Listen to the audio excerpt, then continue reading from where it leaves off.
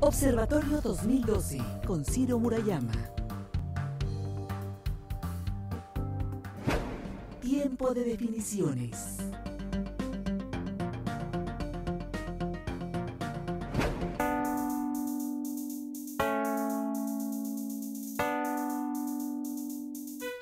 Gustavo Madero Muñoz, presidente del Comité Ejecutivo Nacional del Partido Acción Nacional, realizó estudios de Ciencias de la Comunicación y dedicó su actividad profesional a las tareas empresariales.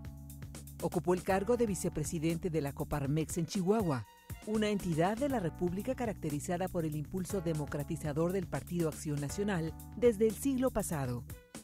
Fue en esa ciudad donde Luis H. Álvarez contendió para presidente municipal en los años 80 y se vivieron intensas jornadas en defensa del voto, como la célebre resistencia civil pacífica. También en Chihuahua, políticos como Francisco Barrio consiguieron la alternancia en la gubernatura en pleno proceso de democratización de México. Gustavo Madero se unió activamente a la política en 2001 al ser postulado candidato del PAN a la presidencia municipal de Chihuahua. A partir de 2003, dedicó su vida al servicio público como diputado federal por su estado natal. Ahí fue designado presidente de la Comisión de Hacienda y Crédito Público, misma encomienda que tuvo al llegar al Senado de la República en 2006. En febrero de 2011, Gustavo Madero Muñoz fue electo presidente del Partido Acción Nacional.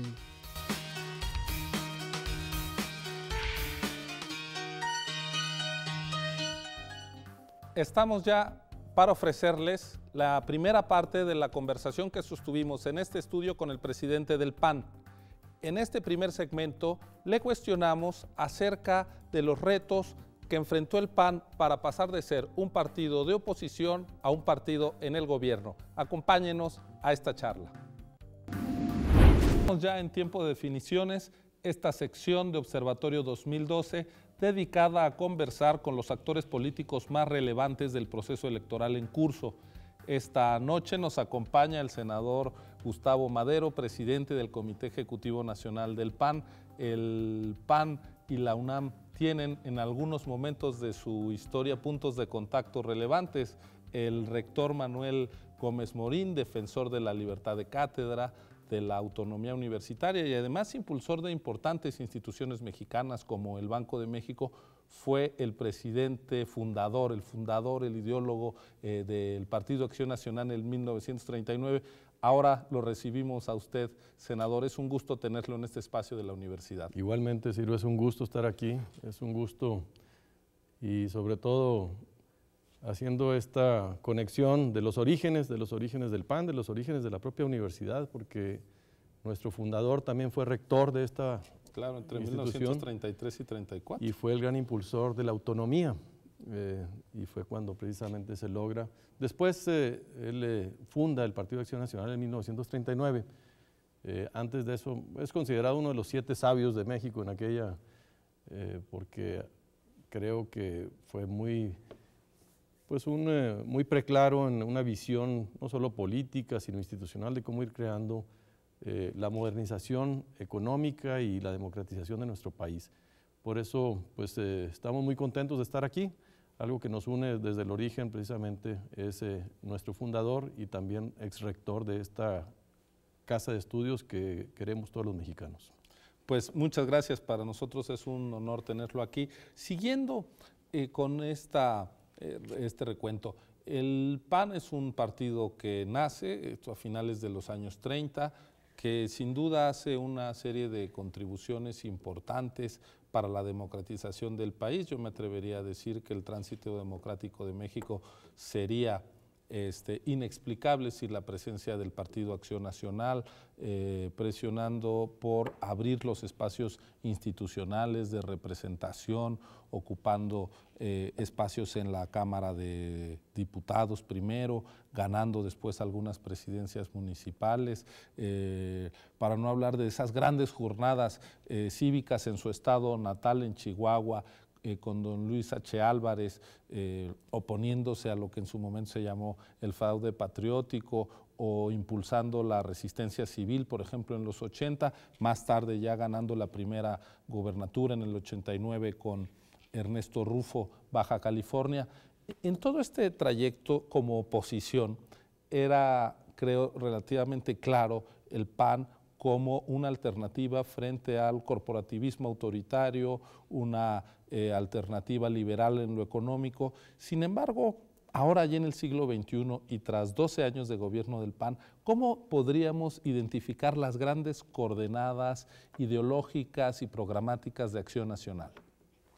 Fíjate que el PAN nace como un partido expresión de hombres y mujeres libres en 1939.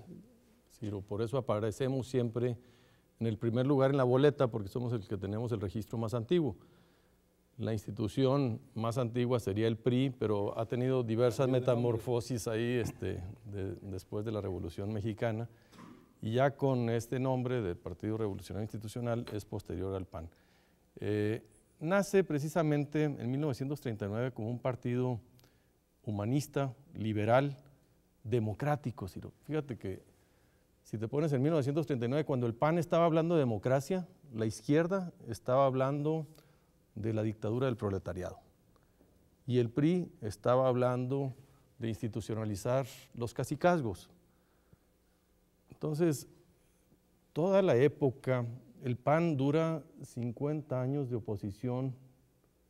No hay partido en el mundo que conozcas que haya mantenido tanta vida en la oposición para tener la primera gubernatura, precisamente le acabas de decir, Rufo. De 1939 a 1989 se nos reconoce la primera gubernatura. Y esto lo que te habla, en aquellos entonces, todavía yo me acuerdo, la izquierda nos decía que la democracia era un tema burgués, la democracia era asunto de la burguesía. Ahora ya… O sea, no había sido entendida la democracia como un fin en sí mismo. Es algo más reciente. De hecho, el mundo empieza a ser más democrático, aunque la inventan los griegos como práctica generalizada. Acuérdate, cuando estábamos en la universidad, toda América Latina vivía bajo distintas formas de dictaduras, y México no era la excepción. Yo me acuerdo de las dictaduras, eran militares en América Latina, y aquí teníamos al PRI, pero lo pasamos muy rápido y somos muy condescendientes con esa etapa de nuestra historia, Ciro, porque yo te diría, hoy en el siglo XXI, la tercera parte del país, de los estados del país, siguen siendo gobernados por el PRI durante 85 años. No han conocido otra experiencia de gobierno distinto al PRI. Y puedes ir recorriendo de norte a sur los estados, desde Tamaulipas, Coahuila, Durango, hasta llegar a donde tú quieras, Tabasco, Campeche, etcétera, ¿no? Son muchos estados, incluyendo el Estado de México, por cierto. Y algunos me dicen, oye, es que el PAN lleva dos sexenios en el gobierno, ya tuvo su oportunidad. Y no somos igual de exigentes para ver este tema en la democracia a nivel estatal. Yo tengo una visión, Ciro, de que nuestra transición no está concluida. Y esta misión del PAN, de nuestros fundadores, que es llevar la democracia a todos los rincones del país y de también modernizar económicamente al país, no está concluida. Cuando ganamos en el 2000 con Vicente Fox, el partido ha venido siendo constructor de historia. Durante estos 50 años de oposición, primero, hasta que tenemos a Rufo como primer gobernador, pero tardamos 60 años para llegar a la presidencia con Vicente Fox, insistiendo en la democracia como una cultura. Después, cuando sacamos precisamente al PRI de los Pinos, esa fue la contribución histórica, porque cierras un capítulo y empiezas otro. Creo que la siguiente contribución histórica del PAN pues ha sido tratar de desmantelar todo este andamiaje que se construyó durante 7 décadas, y es un mundo de tiempo. De repente lo decimos con mucha frivolidad, 7 décadas del PRI, pues espérame, son cuántas generaciones de nosotros, nuestros padres, nuestros abuelos, que tuvieron precisamente una falta de construcción de ciudadanía, falta de construcción de instituciones que tú comparas con otros países del mundo, y eso les permitió precisamente estar mejor preparados para aprovechar el crecimiento económico y sobre todo las mejores prácticas de gobierno. Por eso hoy Cuando Fox llega a la presidencia, se empieza a cambiar este paradigma, pero solo en el nivel federal. Si tú lo ves en los estados, tú dime cuántos congresos locales tiene mayoría el PAN. Uno.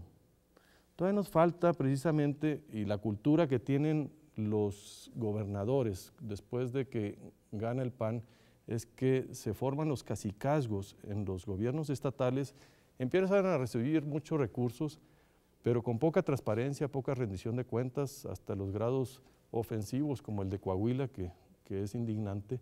Pero ese es un caso extremo, o sea, lo que pasa es que hay muy poca balance. Digamos que hace falta replicar el esquema de pesos y contrapesos a nivel federal. Lo que hemos logrado a nivel federal lo tenemos que hacer en los estados y en los municipios. Esa es la asignatura pendiente. Lo que hemos logrado en transparencia, en autonomía, en libertad de prensa, de opinión, todo esto lo tenemos que llevar a cada rincón de los 32 entidades y de los 2.500 municipios. No está así la historia. Cuando tú la ves la película a nivel federal dices México ya pasó la prueba. No hemos pasado la prueba de la transición, de consolidar, y está en riesgo, yo te diría que está en riesgo precisamente de una involución democrática si no se consolidan precisamente las políticas públicas que la permitan ir consolidando, echando raíces y empezar a dar sus frutos. Ahí estamos parados, el PAN sigue comprometido con esa agenda, la agenda de nuestros fundadores, de impulsar las mejores prácticas de gobierno centrados en la persona. Yo creo que el PRI lo que hizo durante tantos sexenios era definir políticas públicas para conservarse en el poder, no para ayudar a que la población prosperara. El objetivo no es conservar el poder por el poder, sino democratizar el país en sus distintos niveles de gobierno, de representación. Estamos conversando con el presidente del Comité Ejecutivo Nacional del Partido Acción Nacional, el senador Gustavo Madero. Continúe con nosotros en Observatorio 2012.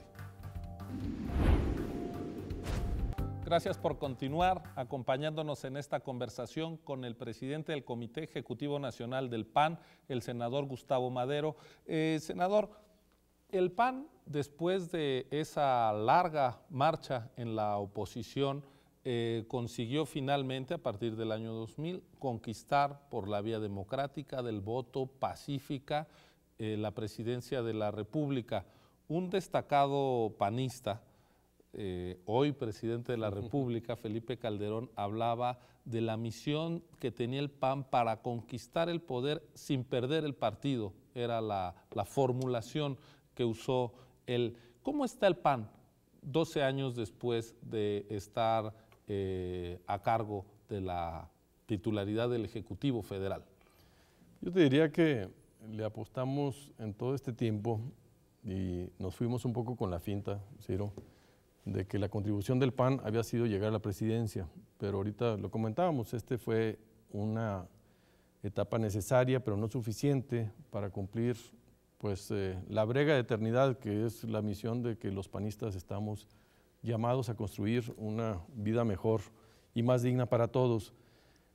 Todavía tenemos el problema, el PAN en este periodo estuvo con un encantamiento del poder público federal, porque pues, era la primera vez que accedíamos a estos niveles de gobierno, y toda la apuesta se finca en las políticas públicas y en el apoyo al gobierno federal. En alguna medida empieza a sufrir… Una visión al final muy centralista del poder. Sí, bueno, no es tanto porque federalista, te diría yo, porque lo que hace el PAN llegando al poder es repartir y federalizar como nunca los recursos públicos. O sea, el PAN en el poder es el que hoy el 45% de todos los recursos se distribuyen en los estados. Cuando estaba el PRI era el 15%. Antes llegaba el presidente y era una piñata. Cuando estaba el PRI, yo me acuerdo que llegaba cualquier presidente y era puras peticiones, y él se dedicaba a hacerle de Santo Claus. Ahora no, ahora es el Congreso el que distribuye por fórmulas ya muy definidas, con criterios muy establecidos, los recursos a la federación. Entonces yo no te diría, es más bien como partido, me preguntas tú, Sí. como partido nosotros quisimos hacer el cambio a través de la presidencia de la República, y cuando yo estuve buscando la presidencia del partido, que también es un partido que le apostamos a la democracia, nosotros, mi proceso fue plenamente democrático, te puedo decir, de ir tocando y convenciendo a uno todos los consejeros nacionales para que obtuvieran el voto favorable. El reclamo que me hacían es ese, ¿verdad? Vamos a fortalecer a los comités directivos estatales, a los comités municipales. Y ese compromiso lo he mantenido. Hice ese compromiso. El otro compromiso es tener un proceso interno, democrático, imparcial, para elegir a nuestra hoy candidata, entonces eran precandidatos, y fuimos llevándolo en un orden, yo creo que bastante bien, de estos 10 liderazgos a 7, a 3 y finalmente a 1. Creo que es algo que nos ha redituado el apostarle a la democracia interna. En ese sentido, el PAN no se ha vuelto el partido del presidente. El presidente es del PAN, sí, pero el PAN no es del presidente, vistos los procesos. Esa acotación es muy importante, Ciro. Yo les invito a todos los analistas que todavía siguen con el chip del priato, tratan de entender la lógica del PAN con la visión anterior de que el presidente era el eje que explicaba y ordenaba todo lo que sucedía en el partido político. Aquí es un actor importante, muy relevante, pero también hay dinámicas propias que se dan y que son extraordinarias que se den, porque ahí está nuestra fortaleza. Incluso Felipe Calderón es una expresión misma de esa dinámica que le dio una legitimación y una proyección que lo llevó a ganar la presidencia de la República. Creo que en alguna medida se está reeditando, repitiendo esta historia, y pues ahora con nuestra candidata también surge de un proceso plenamente, intensamente democrático, competido, y que puede llegar con esta fuerza a catapultar una candidatura que algunos nos decían, Ciro, oye, no, hombre, estos panistas, los otros ya están en la boleta y ustedes todavía siguen ahí, van a salir tarde y van a salir divididos. Pues no, hasta ahorita creemos, estamos acreditando que lo que preveímos en su momento de esta apuesta de hacer un proceso interno democrático está resultando, y estamos repitiendo la historia de hace 6 años. Ahora, no hay línea a los militantes del PAN, eso deja verlos, hay un ejercicio, digamos, de libertad, pero también debió de ocurrir o ha ocurrido una transformación importante en las percepciones sobre el PAN, pero también en la militancia panista, para tener por primera vez en su historia una candidata mujer. Sí, es una chulada. Oye, y además está inyectando un entusiasmo al interior y al exterior del partido increíble. Realmente salí de un centro comercial, estaba pagando mi boletito y me para la muchacha ahí, la que me iba a cobrar el boleto, y me dice, oye, ¿usted se parece? Le digo, sí soy. Me dice, pues yo no soy del PAN, pero yo voy con Josefina. Bueno, pues ese tipo de expresiones muy natural se está dando precisamente por la característica no solo de género, sino de las particularidades y el perfil de ella misma. Sí, el PAN, el tener este proceso, nos permitió empatar lo que la gente afuera en las encuestas nos decía a lo que los militantes eligieron libre y soberanamente. Creo que esto logró potenciar lo mejor de las dos expresiones, pues, o sea, identificar la mejor propuesta, pero hacerlo de la mejor manera. Y por eso estamos muy contentos. Ahora, el PAN tiene una propuesta para 2012, pero también tiene un legado para bien y para mal. Correcto. De estos 12 años. ¿Qué es lo que rescataría como señas de identidad del PAN que pueda retomarse de estos 12 años de gobierno, y en dónde habría que poner énfasis distintos? Fíjate que en el PAN tenemos un reto muy grande, Ciro, es combatir las percepciones con realidades. Realmente, si uno ve los datos y entra ya el análisis más objetivo, vamos a poder entrar en un nivel de argumentación y discusión en donde van a sobresalir mucho los logros que hemos tenido como partido en el gobierno.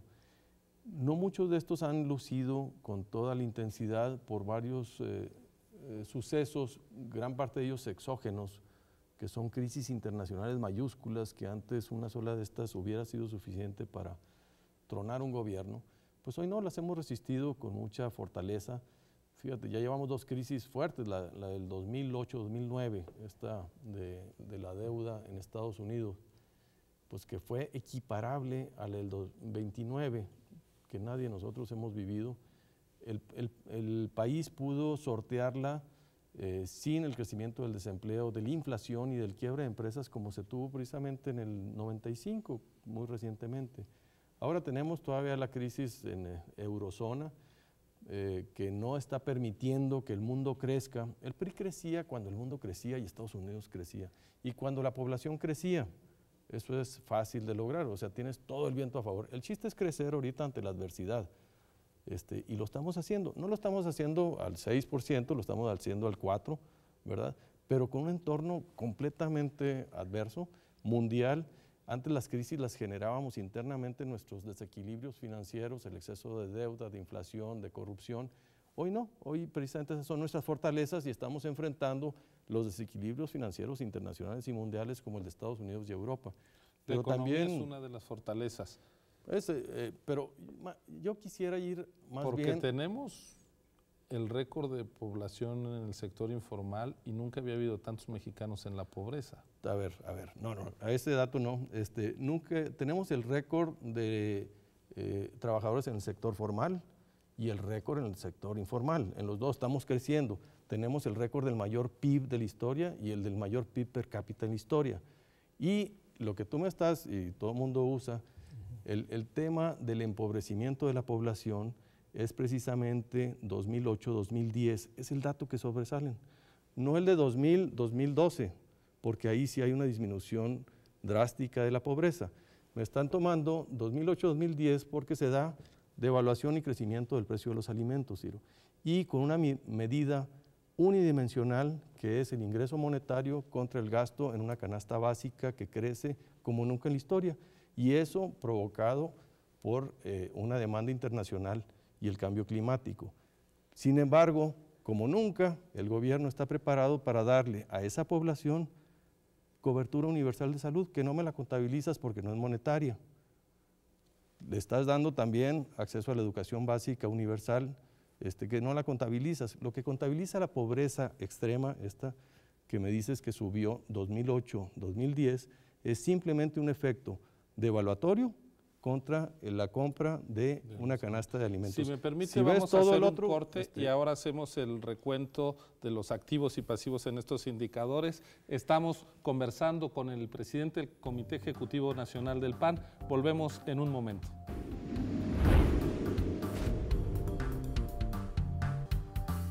Gracias por continuar con nosotros. Vamos al último segmento de la conversación que tuvimos con el presidente del PAN, donde le preguntamos sobre los riesgos de polarización del actual proceso electoral y sobre la responsabilidad del presidente de la República. Acompáñenos, por favor.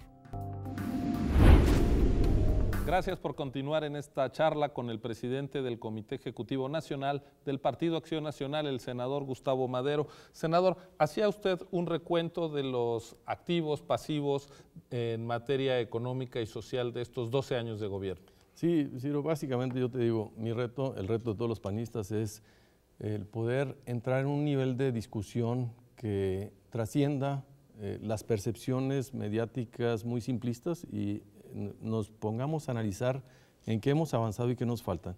Otro de los temas fundamentales es el tema de la seguridad o la inseguridad. Todo esto ponerlo en un contexto y tratar de ver realmente cuál es la situación que tenemos, la que teníamos y las opciones y qué nos queda como reto hacia adelante. Mi convicción, Ciro, es que el Partido Acción Nacional, a diferencia de los gobiernos del pasado, más que apostarle a diseñar las políticas públicas para conservar y retener el poder, lo que estamos tratando es políticas públicas que vayan orientadas a solucionar los problemas del país, aunque éstas tengan un costo político electoral, que ha sido el caso. Y el caso más elocuente pudiera ser el de la inseguridad. Sin embargo, Si algo nos pasó a perjudicar parte del PRI, es que todas las políticas públicas, y las podemos ir revisando una por una, todo el clientelismo, el corporativismo, el centralismo, la falta de autonomía de los poderes, incluso la falta de reformas políticas como la reelección legislativa, un congreso autónomo fuerte, todas esas iban con una lógica de conservar y mantener el poder, no de solucionar los grandes problemas de México. Había que soltar un poco para ir teniendo a la gente contenta, pero básicamente con esquemas populistas, y por eso nos salió tan caro estos endeudamientos, estas crisis que tuvimos que sufrir y padecer durante tantos años. La diferencia fundamental que yo quiero señalar es el compromiso de los gobiernos del PAN de encontrar soluciones de fondo. Vamos a ver, el tema de las políticas públicas en materia de desarrollo social. Bueno, pues se han hecho antes y dices, oye, ¿se parecen? Pues no se parecen. Antes eran instrumentos clientelares para controlar el voto verde, el voto suburbano de la gente pobre, de la gente humilde, de una manera totalmente clientelar y discrecional y opaca. Hoy no, hoy lo tienes incluso padrones transparentes que puedes consultar en internet y que están diseñados a llegarle directamente a la gente, ya no a través de estructuras administrativas. Yo trabajaba mucho, por ejemplo, en el sector rural, y bueno, pues ahí era la industria pues del control político de los ejidos, de los 30,000 ejidos, a través de los comisariados ejidales, con las instituciones como el Banrural, ANAXA, CONASUPO. Esos eran instrumentos de control político electoral, no eran, y hacías, me acuerdo, todas las obras de infraestructuras en elefantes blancos o clientelares no estaban diseñados para hacer prosperar al campo mexicano, si no, no me puedes explicar que durante 70 años, 30,000 ejidos, ningún ejido haya salido de la pobreza. ¿Por qué? Porque todas las políticas públicas estaban diseñadas de esta manera. Igual te lo digo en el terreno de la salud, en el terreno del Infonavit, el Fonacot, todas estas eran instituciones al servicio de un interés político electoral. ¿Tú te acuerdas quién tenía los créditos? ¿Cuánto tardabas? ¿Qué necesitabas dar para tener un crédito Infonavit? Incluso tus ahorros del trabajador se perdían. ¿Cuántos años trabajamos en el sector público y dónde están esos ahorros? Hoy no, hoy te llega ya un estado de cuenta, tú puedes ver exactamente tu Afore. Estamos avanzando de manera importantísima. Lo que pasa es que en un contexto de un bombardeo mediático no logramos apreciarlo en todo lo que vale los grandes avances que tenemos hoy en materia de transparencia, por decirte algo. Y bueno, de hecho, las campañas son para eso, para hacer Pues ya ni siquiera, Ciro, porque la ley electoral ya te va a impedir hacer contrastes como quisiéramos, ¿no? Pero hoy puedes tú saber cuánto cuesta la toalla del baño del presidente. Así es. Antes tenías partidas secretas multimillonarias autorizadas por el Congreso. Ese es el gran contraste. Ahora, de hecho, el tiempo es nuestro enemigo en este tipo de conversaciones. Senador, quisiera yo que aterrizáramos en 2012 y en la evaluación que está haciendo del PAN de la campaña. ¿Hasta dónde? Yo quisiera empezar con un tema, el de la seguridad. Usted decía, todos los temas deben ser sujetos a revisión, debemos de quitarle ruido, ir a los datos. ¿Hasta dónde podemos tener un uso político del tema de la seguridad? ¿Hasta dónde no? ¿A qué tipo de debate aspira Acción Nacional alrededor de este tema que ha sido pues eje del discurso y de la acción del actual gobierno? Yo lo que quisiera es que no cayéramos en el error de eludir el tema de la inseguridad porque estamos en un proceso electoral. Al contrario, Ciro, yo lo que invito y que convoco es que el tema sea analizado a fondo, porque es, si tú le preguntas a la gente, el tema que más les preocupa. Y les preocupa como entorno nacional, ni siquiera como entorno personal. El entorno personal les preocupa más su situación económica. Pero la mayor preocupación de las familias sobre el país es el tema de la inseguridad, cuáles son las alternativas y cuáles son los compromisos de cada candidato, de cada partido, cuáles son las propuestas. Por eso creo que debemos entrarle a fondo, analizar qué hemos hecho en este gobierno, qué nos falta por hacer, qué errores hemos cometido, qué compromisos tenemos, pero también ver en dónde están los problemas, dónde surge la violencia, cómo surge, dónde se combate, dónde no se combate, ver indicadores, analizarlos conjuntamente con mucha objetividad, porque en esto, Ciro, lo que acabemos votando los mexicanos va a tener consecuencias, para bien o para mal. En 2006, la última elección presidencial, vivimos una polarización, una crispación del ambiente político que llevó a que la elección, en vez de ser un momento, digamos, de aprendizaje democrático, igual no significara un momento de encono y de división que costó años a todos, creo a todas las fuerzas políticas, ir superando. ¿Qué habría que hacer desde el partido en el gobierno y desde la oposición para conducir en el mejor clima posible la campaña que está por venir? Sí, no sabes cómo lamento yo y todo el costo que eso repercutió para nuestra democracia y para nuestro avance político. Yo creo que en México nos falta la reforma de Estado, la reforma política, es el principal lastre que traemos arrastrando del anterior sistema político del siglo pasado y que no hemos podido construir el nuevo diseño para potenciar toda nuestra democracia y nuestra pluralidad.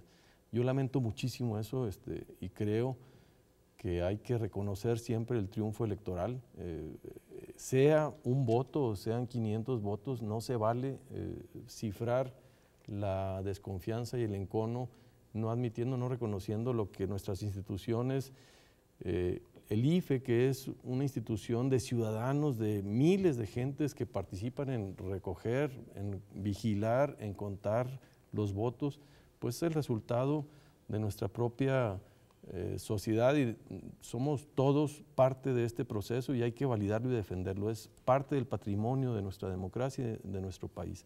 Yo le apuesto a que fortalezcamos a las instituciones, aunque no estemos de acuerdo con el resultado, hay que fortalecerlas porque ese es el gran déficit que tenemos en México, la cultura de la desconfianza, la cultura de salir a las calles para presionar lo que no obtienes en el proceso democrático y eso nos hace mucho daño. Ahora, el Tribunal Electoral señaló sobre 2006, además de que había ganado Felipe Calderón, que el presidente Fox no tuvo una conducta del todo apegada a un espíritu democrático que incluso puso en riesgo, es el término que usa el Tribunal de Elección. ¿Qué tendría que hacer el presidente Calderón estos meses por venir? Yo creo que el presidente Calderón, y más después de la ley del 2008 que aprobamos, Ciro, a partir de esta experiencia, está perfectamente definido su participación. Yo te diría que ahora hasta le exageramos en una serie de candados e imposibilidades, ya el señor no va a poder ni salir a la luz pública, entonces por ese departamento no te preocupes, creo que ahí no está el problema. El problema va a ser más bien el cómo actuemos todos los ciudadanos y los partidos para conducir y respetar y promover la participación responsable y libre de los ciudadanos. Ahí estoy seguro que la democracia seguirá siendo el mejor régimen que nos demos para convivir y cuando la mayoría de la gente tiene la razón la mayoría de las veces. Ahí no nos vamos a equivocar. Muy bien, pues le agradezco muchísimo haber acudido a este espacio de TV UNAM para la universidad, para este programa Observatorio 2012. Es muy importante tener a todas las fuerzas políticas. Sin duda, Acción Nacional es una fuerza política relevante en la historia y en el presente de México y por lo mismo tenía que estar en nuestro espacio. Le agradezco de verdad esta disposición al diálogo en este espacio universitario. Gracias por la invitación y felicidades a TV UNAM y felicidades a la universidad también. Pues muchísimas gracias. Gracias. Ya lo ve, hemos completado una serie de entrevistas con los presidentes del Partido de la Revolución Democrática, del Partido Revolucionario Institucional y ahora del Partido Acción Nacional. Continuaremos dialogando con los presidentes de las demás fuerzas políticas del país antes de empezar a recibir a los candidatos en este espacio abierto a la pluralidad y a la comprensión. Esperamos que sigan acompañándonos. Muy buenas noches.